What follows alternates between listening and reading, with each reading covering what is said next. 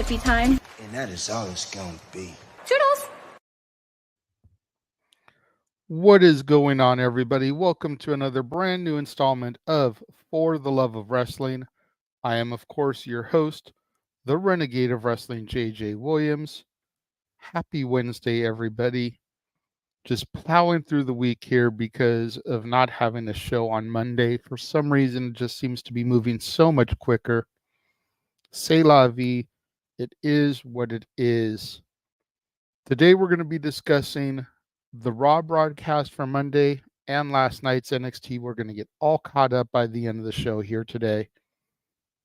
First up was Raw, and Raw was a best of broadcast with Jackie Redmond and Peter Rosenberg hosting the show.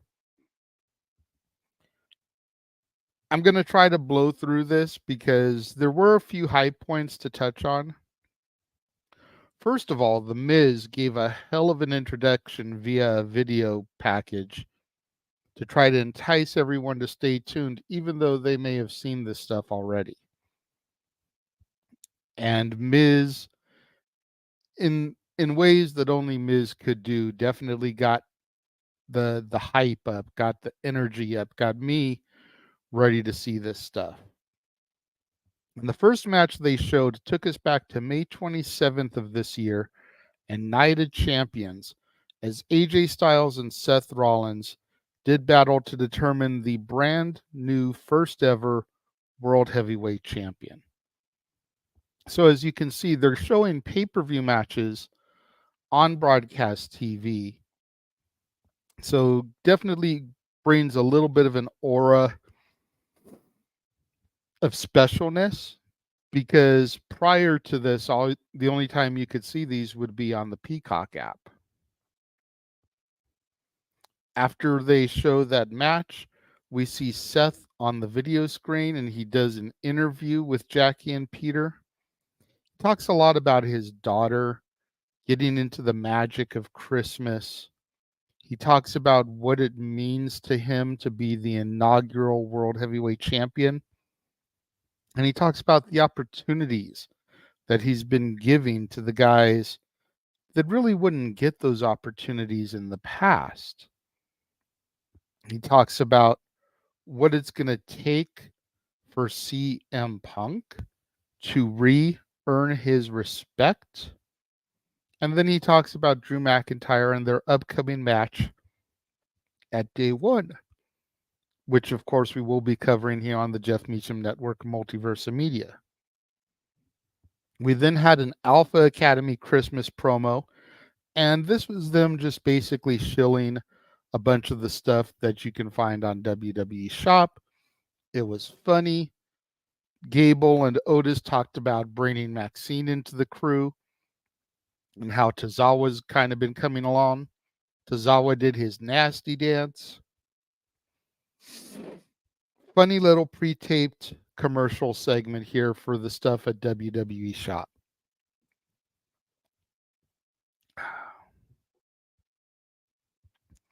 We then saw a video kind of highlighting the hype of Jade Cargill ever since she signed and her few appearances on the three brands ever since she signed. Of course, we know she hasn't made her official in-ring debut yet. Patience, everyone. Patience.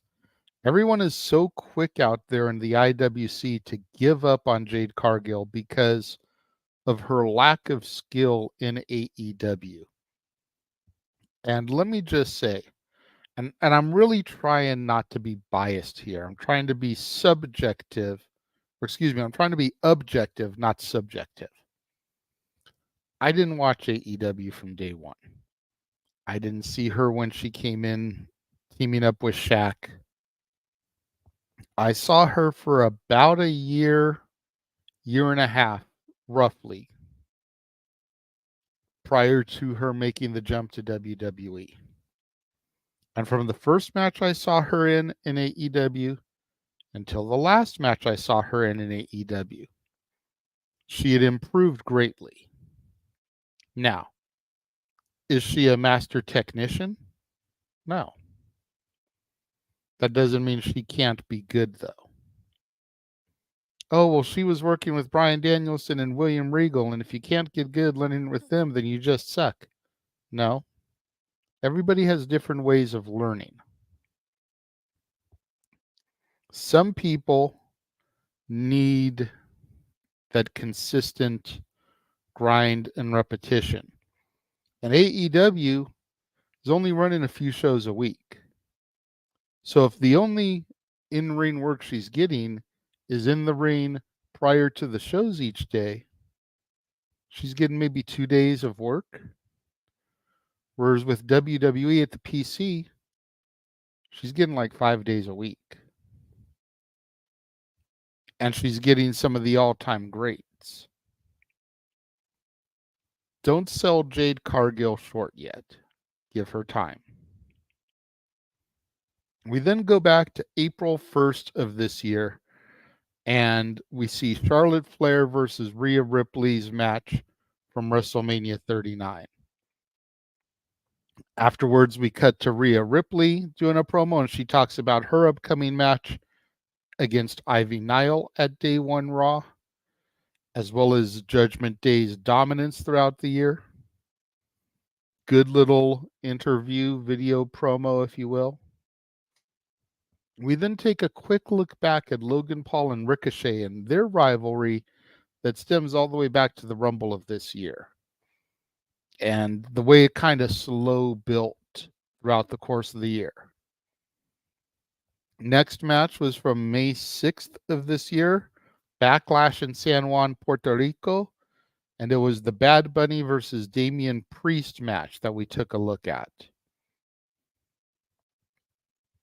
After that, we saw the New Day, and they were kind of running through a few different things here in only the way that the New Day can.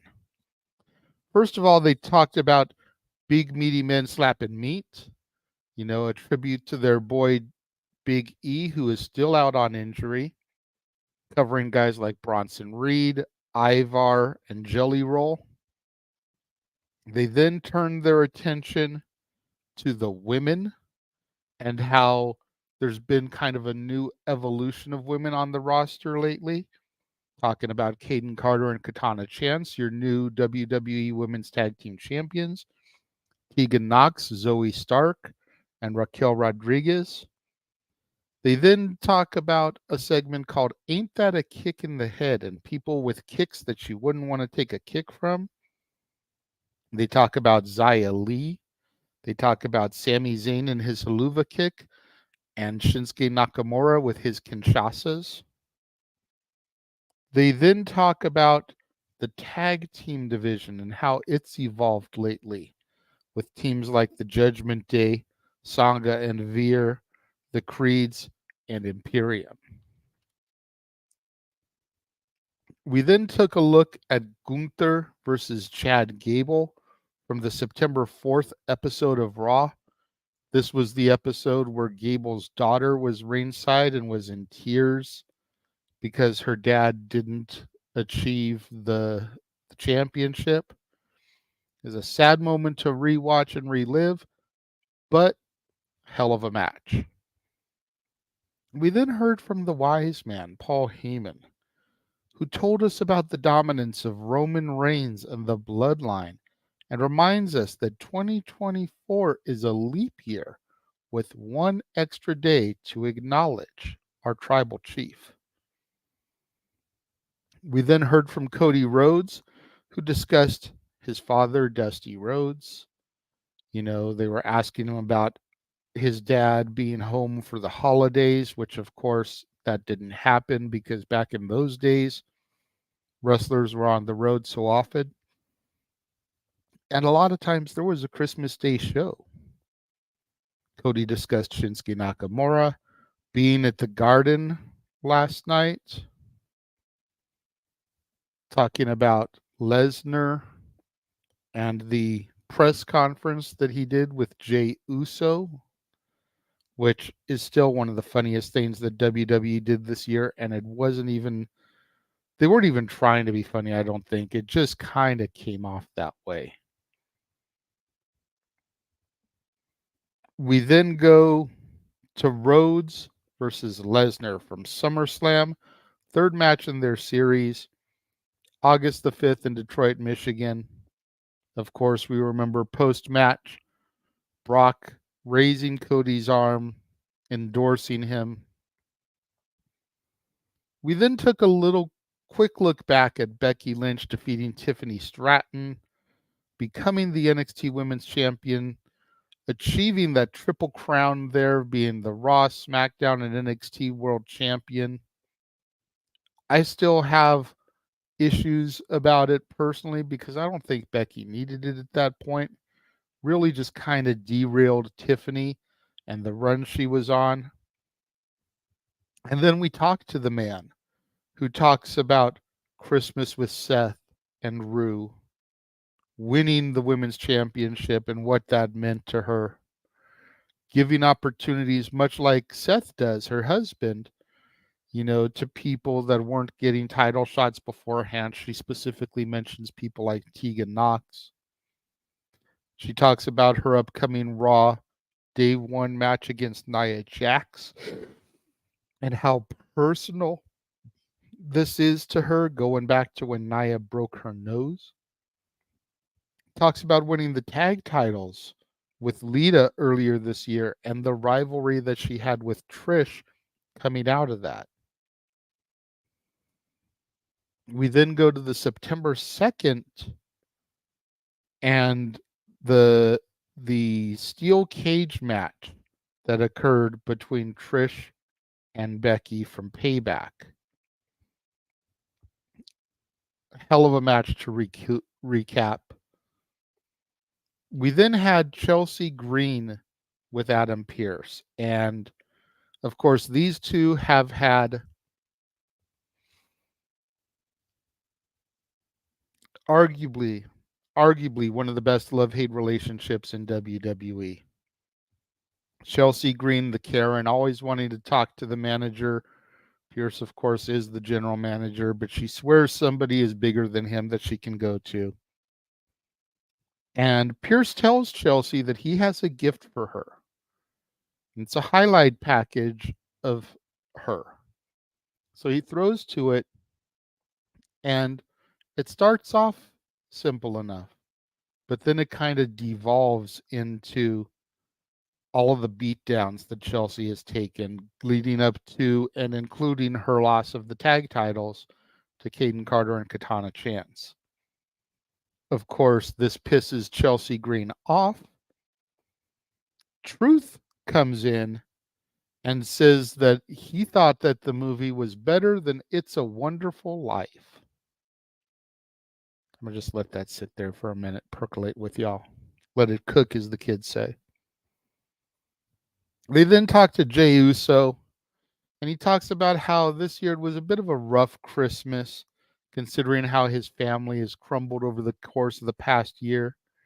Talks about the deuces, ooses, and what's ahead of him in 2024 between his family, Drew, and others. We then see a video package highlighting some of Judgment Day's dominance, which of course Rhea spoke about in her segment.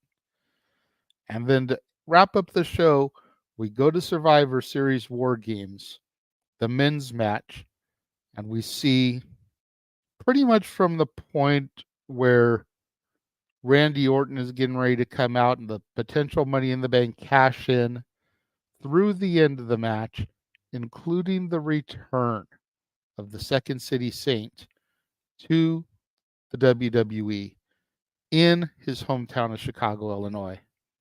CM Punk. I still can't get over that. Being able to call that moment such a highlight for me. Will it make the highlights for open mic night? You'll have to tune into that on New Year's Eve and find out. That is going to pretty much cover Raw. We are going to take a quick commercial break before we get into NXT. Going to show you all the upcoming specials. Speaking of open mic night, that you'll be able to see across open mic night, across the multiverse, These are all the upcoming game shows and karaokes that are currently booked for next year. Stay tuned.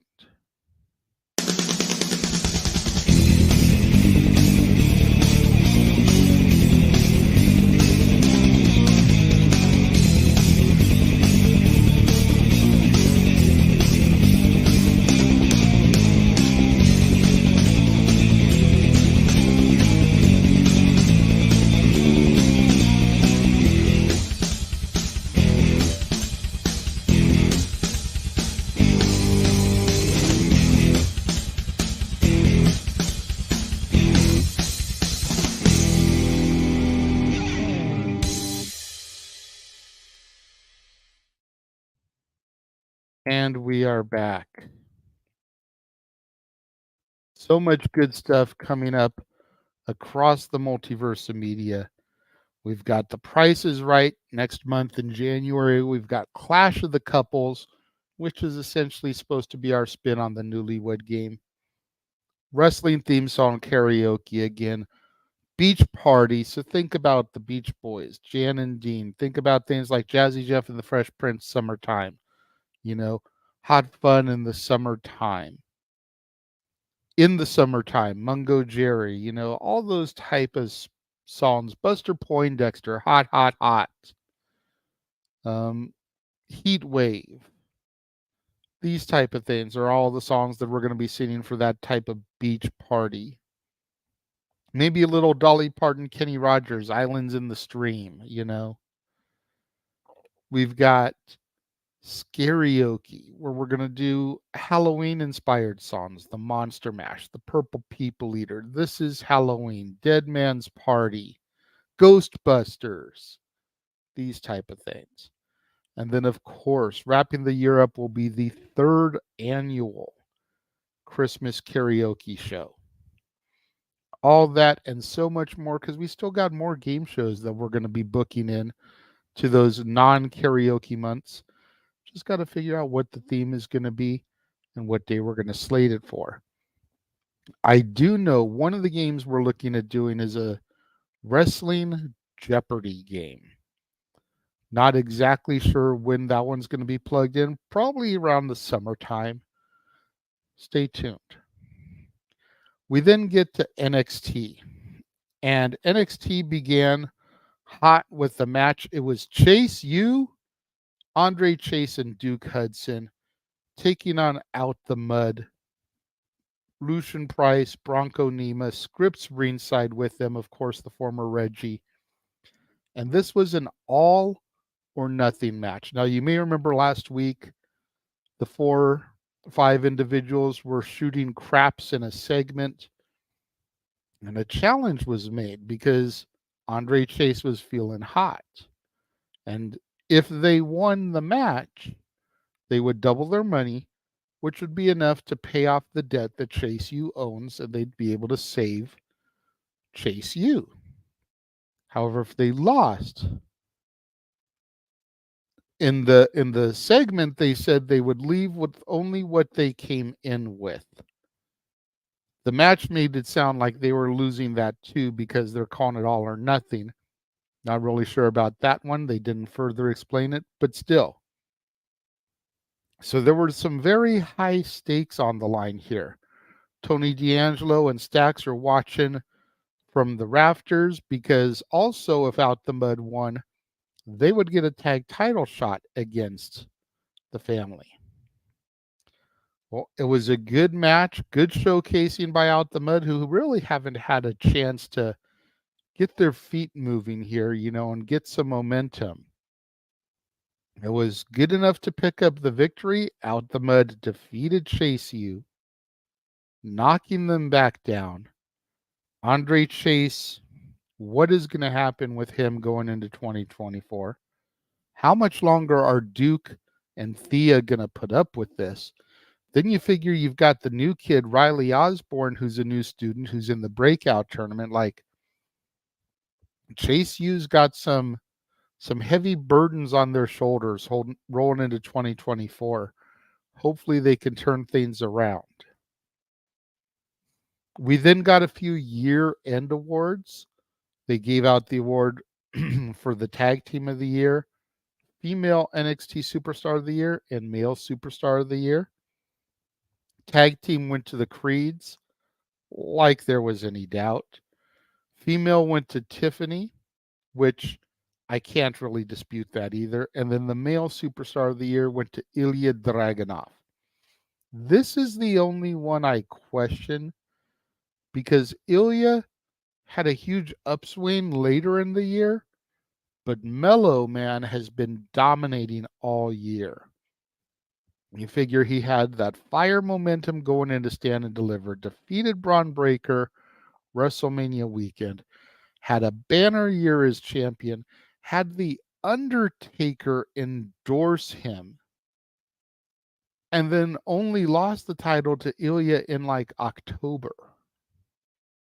So for a good 10 months of the year, it's been Mello's year, baby.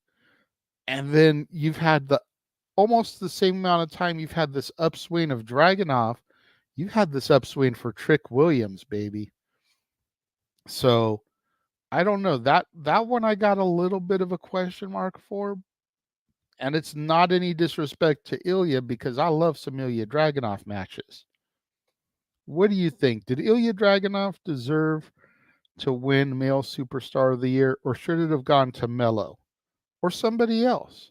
Let me know. We then saw a video of Eddie Thorpe arriving in the parking lot of the Performance Center.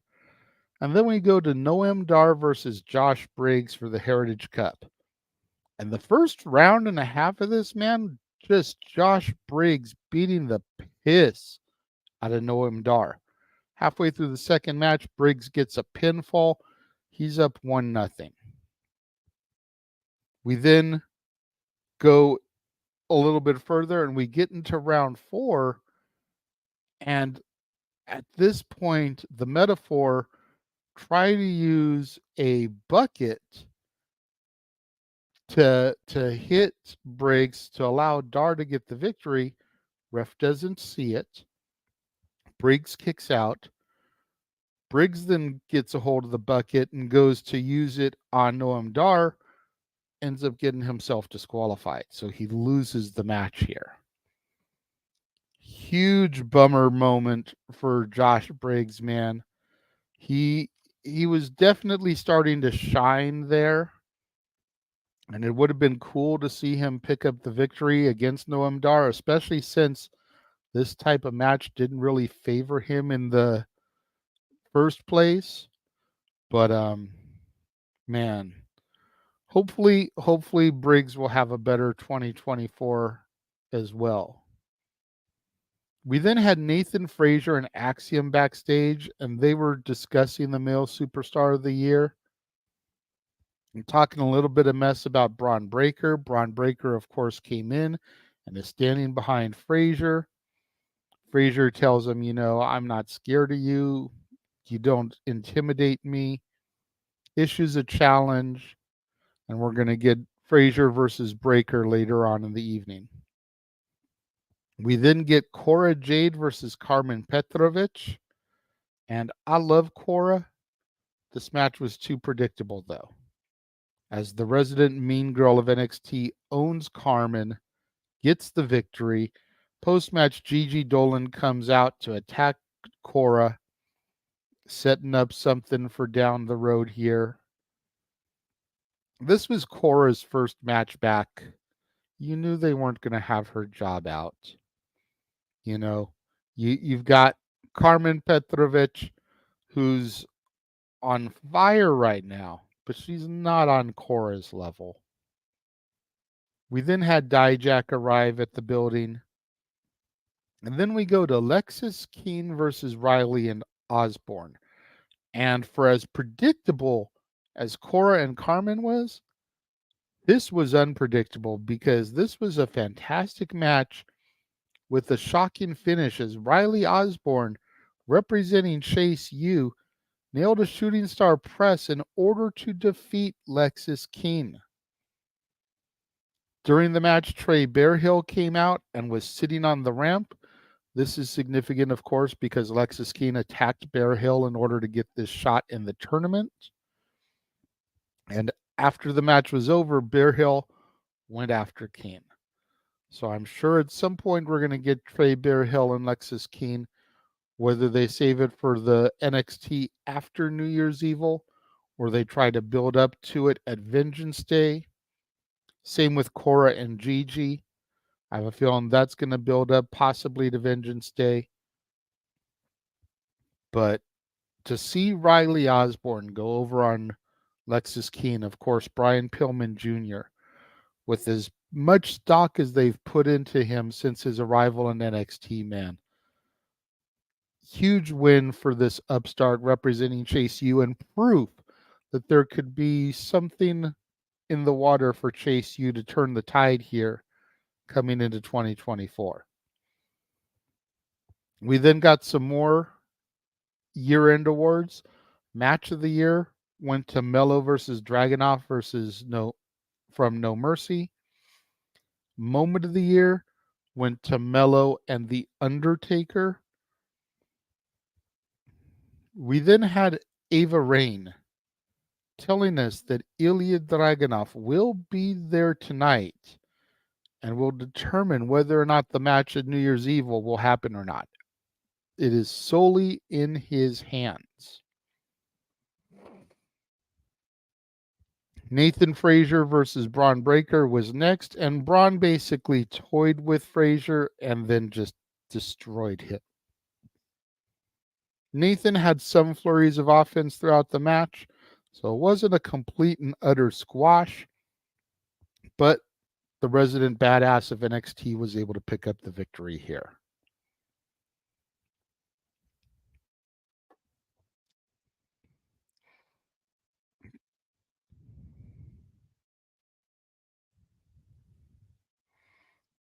Keen Mike says, Gigi seems to be going nowhere to me, and I'm not a fan of that. What about you?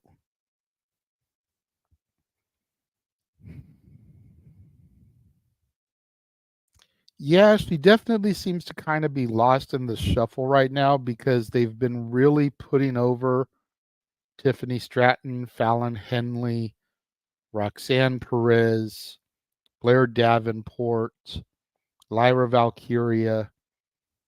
You know, those girls get more TV time. Then you've got kind of the second tier, which is Thea Hale, JC Jane.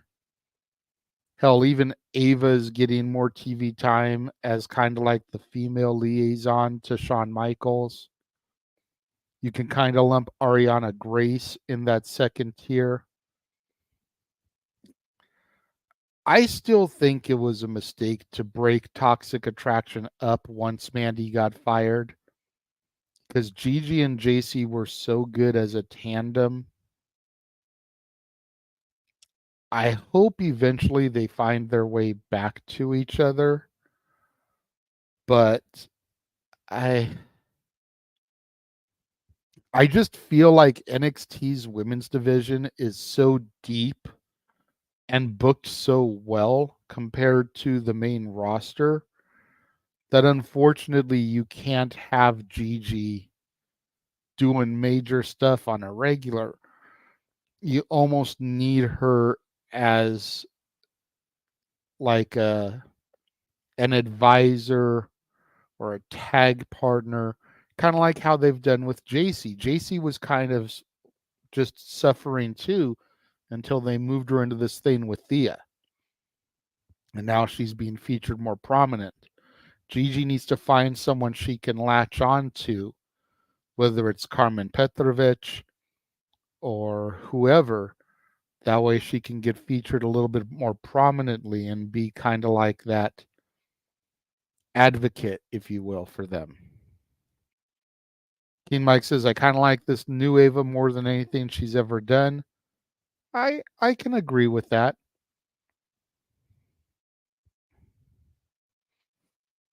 We then got a promo from the No Quarter Catch crew. And this is Drew Gulak, Damon Kemp, Charlie Dempsey, and the newest gentleman who's part of the breakout tournament. Forgive me for not remembering his name. And they basically issue a challenge to the LWO for a match at New Year's Evil. We then had a backstage segment with Briggs, Jensen, and Fallon Henley. This one was kind of sad, man. I'm not even going to lie. Because Jensen kind of initiated everything. And when Briggs and Fallon took him up on it, it all ended up leading to the three of them disbanding and going their separate ways. And again, man, I'm not sure if this is a good idea. Briggs might be able to be a good single star. Fallon definitely deserves to get a little bit of a push. I'm afraid of Jensen falling by the wayside, though. Unless he pulls a trigger and turns heel and has this huge feud with Briggs, which could potentially lead into Stand and Deliver, considering that's just a few months away. Man, I don't know about this decision because Briggs and Jensen were a solid tag team. And it seems like a lot of the tag teams in NXT are starting to crumble. Not a fan of that. We then had Ariana Grace talking to Ava about her issues with Roxanne. We would then find out that this gets turned into a match next week for New Year's Evil, which we will be covering here on the Jeff Meacham Network Multiverse Media. We then had a sit-down interview with Lyra Valkyria and Blair Davenport, and talking about how each one from their own point of view feels like the other one has been avoiding them throughout their career. You know, Lyra got injured, so Blair wasn't able to compete against her, and when Lyra was healthy, Blair seemed to try to duck and dodge her, and this whole little back and forth. But of course, come New Year's Evil, the two will meet for the Women's Championship. We then got our last semifinals match for the breakout tournament, Oba Femi versus Tavion Heights. Honestly, this one didn't go the way I thought it would. It was a hard-hitting contest, and Oba Femi was able to pick up the victory here. This was just a knockdown, drag-out fight. For some reason, I thought it was going to go to Tavion Heights. Tavion Heights and his energy to me coming to the ring and some of the stuff he was doing in the ring reminded me a lot of young Kofi Kingston, and how Michael Cole, I think it was, used to call it that controlled frenzy of Kofi. That's what Tavion Heights was reminding me of, was that controlled frenzy of Kofi Kingston in his performance, and just how hype and how some of his offense seemed to come out of left field and not exactly make sense, but it made sense to him, if that makes sense. Just something about Tavion needs to be watched. We then had a match between Joe Gacy and Joe Coffey, and this was a fantastic match with the evolution of the Joe Gacy gimmick. Of course, Gacy has kind of been MIA ever since the Schism disbanded. We've seen him in recent weeks kind of popping up here and there and hiding under the ring and messing with the Gallus boys, dragging Gallus under the ring at certain points. So it's going to be curious and interesting to see how the Gacy character further progresses here.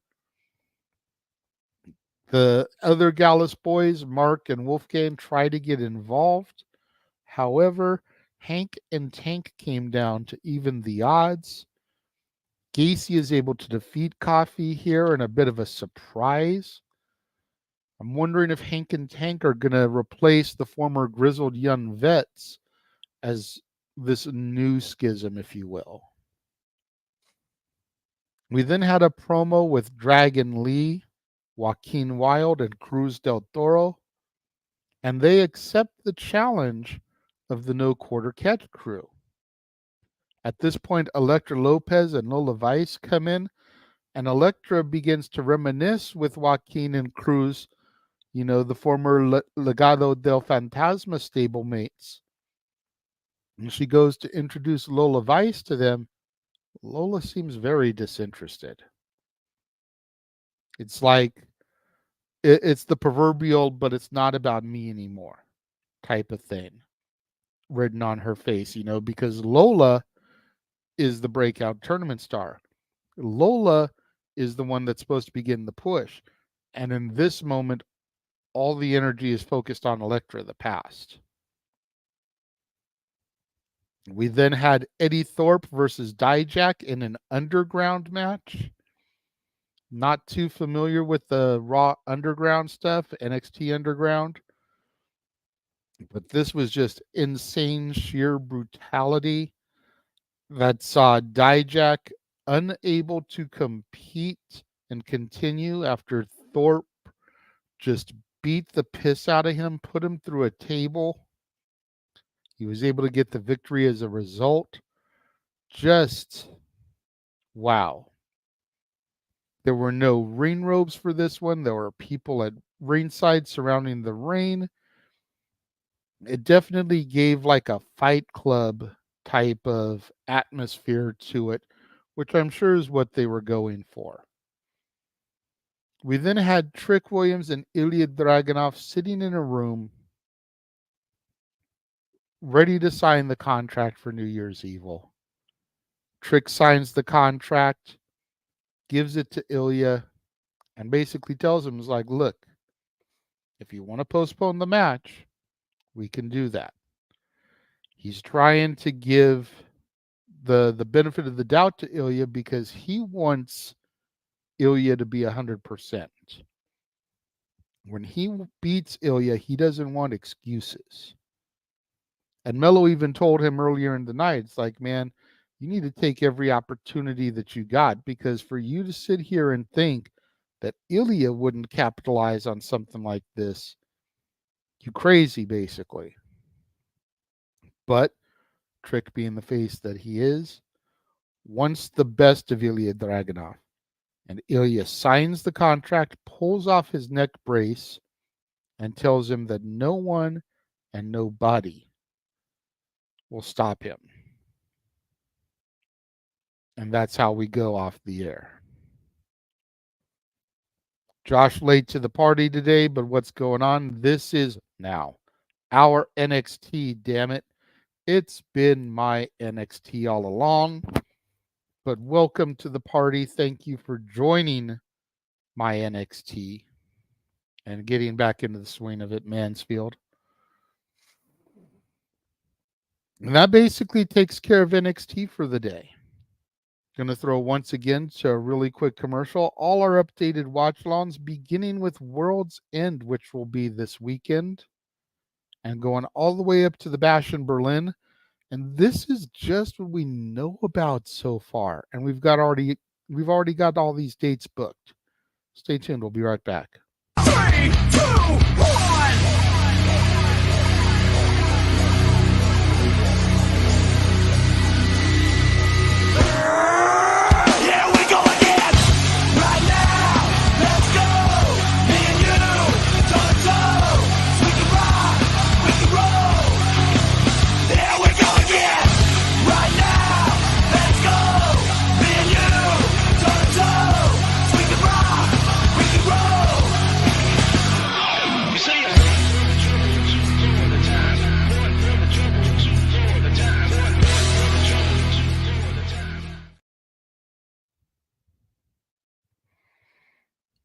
There we go. All the wrestling, all the wrestling, all the wrestling, all the professional wrestling, damn it.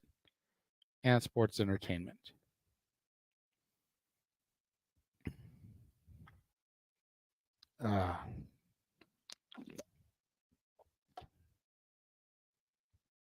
So that's going to more or less wrap things up for today.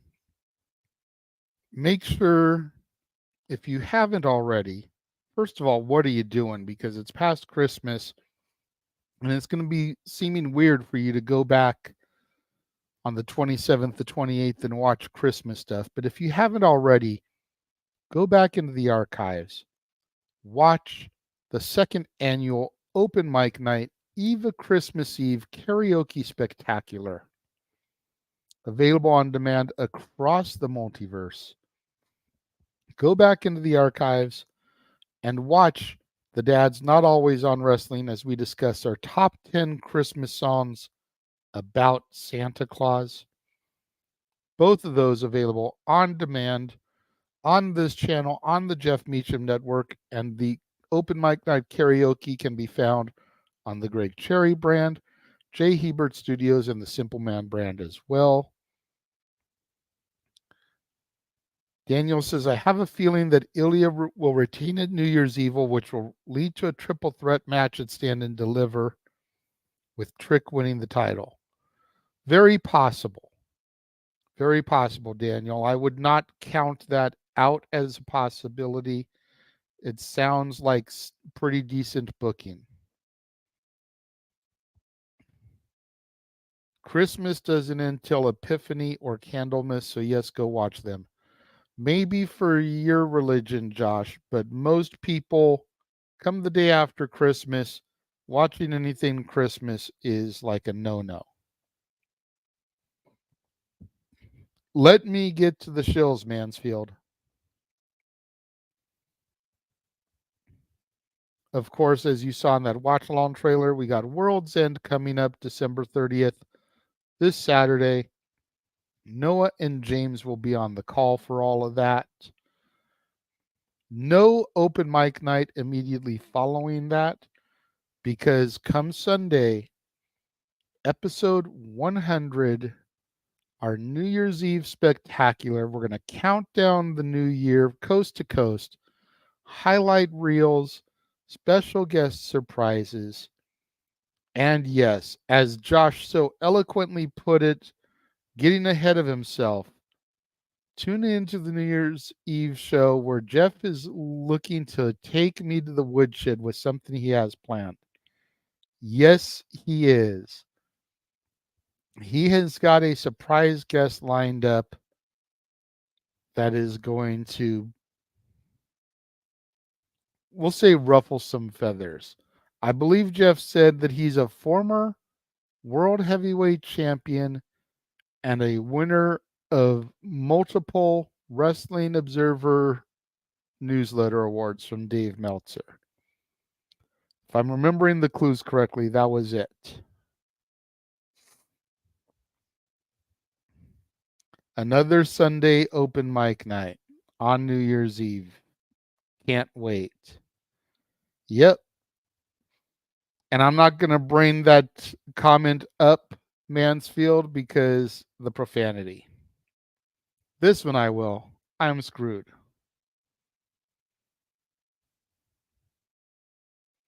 Possibly. Not a bad shout. You're going to have to tune in, Keen Mike, and see. I am not at liberty to announce who they are. You're just going to have to tune in on Sunday and see who they are. And then come the 1st of 2024, man, this is all stuff that'll be happening just the first week. Talk Wrestling with Jeff Meacham, the year-end awards for No DQ, Day 1 Raw, For the Love of Wrestling, Stat Boy Sports Bar, NXT New Year's Evil, Greg Cherry Show, Wrestle Kingdom, Meech's Musings, SmackDown's New Year's Revolution, Open Mic Night, and that's just the first week of 2024 across the multiverse. So much good stuff in store. Make sure you guys tune in tomorrow.